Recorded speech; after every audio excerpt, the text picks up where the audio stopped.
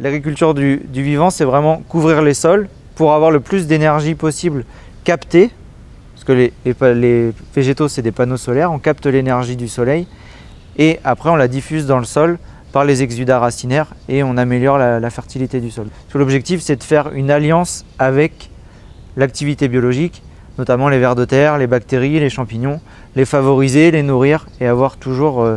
de quoi les alimenter pour faire évoluer son système et améliorer la fertilité de son sol. En fait, on copie la nature pour la mettre à profit de son système et de la fertilité. Si on copie la nature, il s'agit bien de produire en quantité et pas de se dire qu'on doit limiter la production pour respecter les cycles naturels, etc. La nature est productive et le défi de l'agroécologie, c'est d'arriver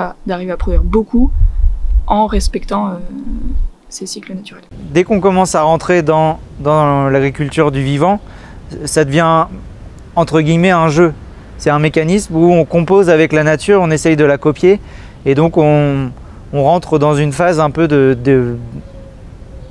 d'évolution de son système pour trouver les bons outils, les bons ingrédients pour permettre au vivant en fait de prendre le dessus et que ça devienne un allié. C'est-à-dire,